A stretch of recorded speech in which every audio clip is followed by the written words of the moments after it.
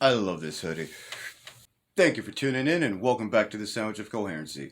Let's just go ahead and jump right into this. Allow me to start by saying that, Jovan, I greatly enjoy this hoodie. If you ever feel like losing any more of your Star Wars gear, we can go bowling anytime, buddy. So, again, let's go ahead and jump right into this. I want to start by saying that on March 12th, I will be celebrating International Women's Day. And I know hearing that, many of you are confused because you're probably thinking March 8th was International Women's Day. Well, originally it actually was. But according to many of the woke corporations, our woke government, and woke institutions around the world, apparently International Women's Day has become International Day of Confusion. And I mean confusion because instead of celebrating the billions of women, or even picking one of the billions of women for the White House to address, to say is the, for them to choose as the International Women's Day Award winner, that day was chosen to spend most of the time arguing and debating about trans women, i.e., men. Yes, International Women's Day was a day of women, actual natural born women, arguing about how men who want to pretend to be women should be recognized for their femininity. Shit doesn't make any sense. Look, I'll say this again. There are billions of women on the planet. Billions of amazing, wonderful, lovely, natural born women that should be recognized at least on International Women's Day. And I think it's just absolutely insane that our society has reached a point to where women who are women who want to fight for the rights of actual women are called things like TERFs and all this other kind of shit because they want to stand up for women's rights and want to keep men out of women's spaces. I recognize there's a lot of confused people out there, and we've talked about this in other episodes. I know some people agree, and I know some people don't agree. But mental illness is real. It is real. And just because you are worried about what people are going to say about you does not mean that you need to turn a blind eye and look the other way. The day was spent arguing about trans people competing in women's sports. And again, we've talked about this before. They're not fighting for trans men to fight in women's sports, combat or being any of the, football or any of this kind of stuff. No. That's not what they're talking about. This is all about getting dudes, people born with dicks in women's spaces. We got to get men who want to dress like women into women's lockers rooms. We got to get men into women's sports, men into women's only spaces, men into women's locker rooms where they're all naked and all this other kind of shit. And you heard all the complaints. Women are not happy. They're not. And it's sad that we even have to have these conversations. But again, like I said, and as far as sports, I know people will say, well, they take their hormones and all this, blah, blah, blah, and blah, blah, blah, blah, blah. It doesn't change certain factors. And that's biological factors that we all know to be true. But again, you're dealing with people who want to pick and choose which part of science they want to understand or which parts of science they're willing to agree with, I guess you would rather say. But I will say this much, and this is an important thing that we need to think about. When it comes to men's sports, we have these things called weight classes. We don't let welterweights get into the ring with heavyweights. Yeah, are there people that do it because they want to and just do that kind of shit anyway? Yeah, that does happen. And we've seen the results of that. That's why we don't do that. But I'm getting off point. let's just go ahead and jump right into this. The point is, coming on tomorrow, on March 12th, we will be celebrating International Women's Day here at the Sandwich of Coherency. So we'll put out a few videos recognizing some amazing, great women. And yeah, let's go ahead and jump into this. We haven't listened to Rita from Sky News in a while, but you know, they did a piece on this, so we're going to go ahead and listen to this real quick, because this is very interesting. It's not just in the United States. This is a Western thing. Yesterday, I went to a public park in Sydney to hear women speak about their rights and how they feel they're being infringed upon by the extremes of the trans activist movement.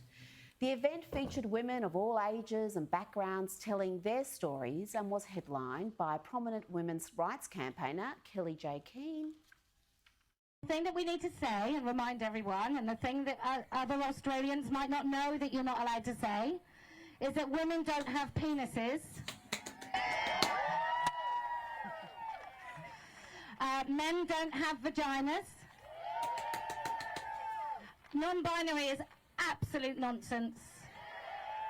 And transitioning children is abuse.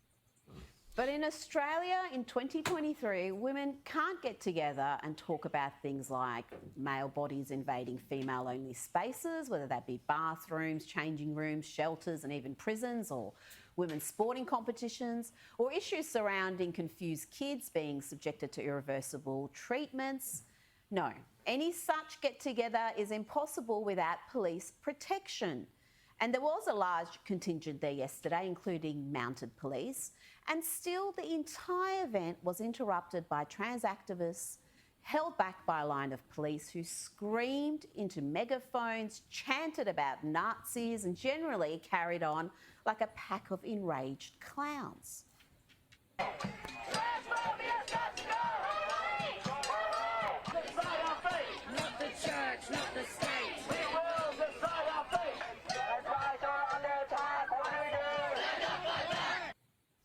They were so hostile that a trans woman who happens to be conservative and was there to protest both sides, she's not happy with either side, well, she told me she did not feel safe standing with the trans activists. Well, actually, I came here to initially protest both sides, but I have to say the hospitality from some of the feminists, etc., behind me right now, it's been quite cordial, and I wasn't really expecting that. I know some of the people over there. They've assaulted me, they've assaulted some of my political friends. I'm not putting up with that. They decided to march from where they were and get as close as possible. If the police weren't there, they'd start, who knows what they do with the women here. If the police were not there, you would have a bunch of grown fucking men pretending to be women assaulting actual women. It's happened multiple times. And then when they get caught, oh, I'm a woman. I identify as a woman. No, Barry, you're a fucking man. But how crazy is that? How absolutely insane is that? Is that we live in a time now where men are assaulting women and they actually get lesser charges or end up getting off or getting treated special because they say, oh, I identify as a woman. You didn't identify as a woman 2 weeks ago. The sudden change, oh, you're facing going to men's prison. And then how do we rectify that situation? You have way too many, and it's happening more frequently. It's actually getting out of hand of women being impregnated in women's only prisons by other inmates. Oh, that's because those inmates are men born with penises. They just said, I am a woman, so they don't have to go to the men's prison and face the penalties and the consequences for assaulting women. Now, it's hard enough for women in prisons dealing with shitty security guards and shit and poor treatment on that front. But now they have to deal with being assaulted by actual men in those places. There's no... I know people will say, oh, it's not happening that much. I don't hear about it. Yeah, because if they tell you how often this is happening, it's going to kill the narrative that people say that it doesn't happen. And I know people say, well, it only happened one time. Well, that's one time too fucking many. It shouldn't even happen at all. And if it happens because of a prison guard that has had interactions with the prisoner as such like that, they need to be held to the highest extent of the law, because that's just fucking uncalled for. And for the judges and the lawyers that put these men into women's prisons as inmates, they should be held accountable as well, because this is fucking tragic. All right. Now I want to get to this next bit, because this is let's go ahead and listen to what happened at the White House. First Lady Jill Biden spent International Women's Day giving the Woman of Courage Award to a biological male. Watch. In Argentina, Alba Ruada is a transgender woman who was kicked out of classrooms, barred for sitting for exams, refused job opportunities, subjected to violence, and rejected by her family. But in the face of these challenges, she worked to end violence and discrimination against the LGBTQI+ community in Argentina. Host of Fox Across America on Fox News Radio and Fox Nation, Jimmy Fallon joins us now. Hey. Jimmy, if I remember one thing from a previous hit, people like when I read texts, the woke wordplay text. So here we go. This award winner wanted to change the name of the National Women's Conference to the Plurinational Conference of Women and Lesbian, Cross-Dresser, Transgender, Bisexual, Intersex, and Non-Binary Persons. But you're award winner. Well, I like it better by what its real name is, which is Halloween. Okay, she just won an award for best costume. That's what this is. And we're not trying to spike a wave of hate crimes. We're not being transphobic.